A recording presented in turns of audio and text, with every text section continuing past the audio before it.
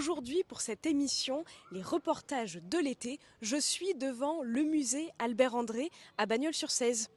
Et oui, il y a bien un musée ici en ville.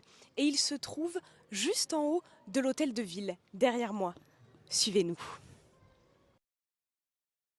Bien voilà, on est dans le musée Albert André. Bonjour Auréliane. Bonjour Justine. Merci beaucoup de nous avoir permis de visiter en tant que privilégié le musée Albert André. Est-ce que vous pouvez vous présenter ?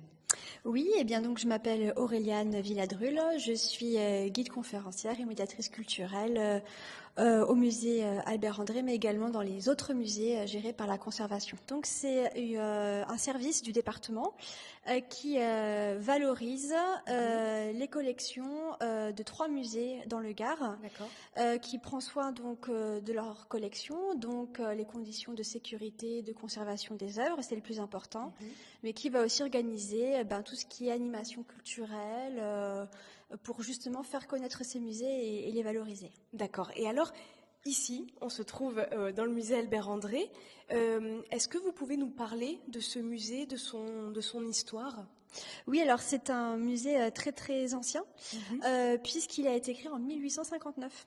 D'accord. Donc par un monsieur Bagnolet qui s'appelait Léon Allègre, qui était un érudit, un grand collectionneur, un peintre aussi, un amateur d'antiquités et de beaux-arts.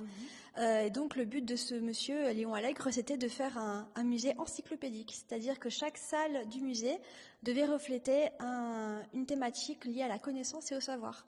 D'accord. Donc à la base, c'était pas du tout un musée des beaux-arts, et le but c'était à l'époque vraiment d'éduquer ses concitoyens, puisque les gens allaient beaucoup moins à l'école qu'aujourd'hui, ils s'arrêtaient beaucoup plus tôt, et donc c'était vraiment pour Léon Allègre l'idée d'éduquer les gens à travers le musée. Au décès en fait de Léon Allègre, c'est sa fille Marie Garidel qui a repris la conservation du musée et qui a continué en fait dans la lignée de son père jusqu'en 1917.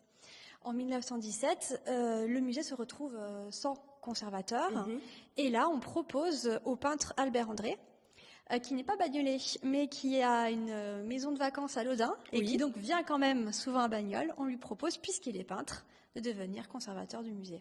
Et il accepte ? Il accepte. Au début, il n'est pas très enthousiaste par rapport au fait c'est pas un musée des beaux-arts, justement, mais finalement, il accepte aussi sous l'impulsion de son maître et très grand ami, Auguste Renoir.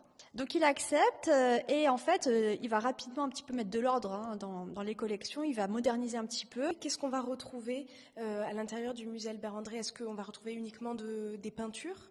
Non, pas du tout. Au début, c'est vrai, il a vraiment conservé des pièces archéologiques, il a vraiment conservé un peu d'histoire naturelle, il a vraiment conservé de l'Antiquité, mais il va effectivement... Alors, il y avait déjà une salle Beaux-Arts, plutôt peinture 19e siècle, qui va conserver aussi, mais il va vraiment créer en plus cette salle de peinture moderne, c'est-à-dire peinture du XXe siècle. Il n'y a pas que de la peinture, parce que là, juste devant nous, je vois une sculpture, il y a aussi un piano. Aujourd'hui, c'est que de la peinture et quelques sculptures qui, elles aussi, ont été données ou sont des dépôts de l'État au musée. Le piano, c'est une donation d'une dame qui était de la famille Thom et qui donc a donné ce piano du Second Empire. Après, le musée s'enrichit aussi par des donations très, très régulièrement. Ici, on est dans quelle salle précisément ? En fait, on est dans la dernière salle du parcours, en réalité. C'est une salle qui rassemble la peinture, on va dire, plus contemporaine, c'est-à-dire vraiment de la deuxième moitié du XXe siècle. C'est un musée qui se veut ouvert, qui est gratuit, il faut le signaler aussi, qui est vraiment gratuit. Ça, c'est une volonté aussi de rendre la culture accessible à tous les publics. Et effectivement, on développe de plus en plus l'animation à direction des familles et du grand public, notamment bien sûr pour les Journées européennes du patrimoine, donc très prochainement, qui vont arriver très vite, en septembre. La Nuit européenne des musées aussi, ça donne lieu à des manifestations. Régulièrement, ce qu'on propose, ce sont des en tête-à-tête avec les œuvres. Donc c'est une fois par mois. Dans les 3 musées. Une fois par mois, c'est, mettons, à Bagnols. L'autre mois, ce sera à Villeneuve. Le mois d'après, ce sera à Pont. Et l'idée, c'est de proposer une explication d'une ou de quelques œuvres, mais un corpus très réduit, en tête-à-tête avec l'œuvre, justement, pour faire des focus, comme des focus thématiques sur tel ou tel peintre ou telle thématique du musée.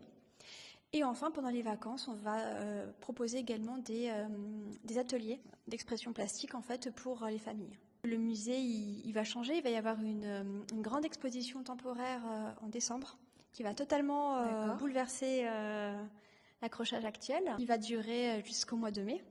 Ok. Une longue exposition. Oui, et effectivement, pour vraiment renouveler le parcours et inciter donc les Bagnolais à venir plus souvent, en fait, parce qu'un musée, c'est une institution qui doit être vivante. L'idée, c'est que les gens, ils passent pas forcément des heures au musée, mais que ça devienne un rendez-vous culturel assez fréquent pour eux. Voilà, si vous nous regardez, il faut aller au musée, c'est important parce qu'en plus les œuvres y sont très belles, notamment dans cette salle, mais ce n'est pas la seule, hein, vous l'avez bien entendu. Donc maintenant, si vous le voulez bien Auréliane, on va se déplacer dans le musée et on va se rendre dans quelle salle ? Eh bien, on va commencer par la salle Albert André. Allez, on y va, c'est parti.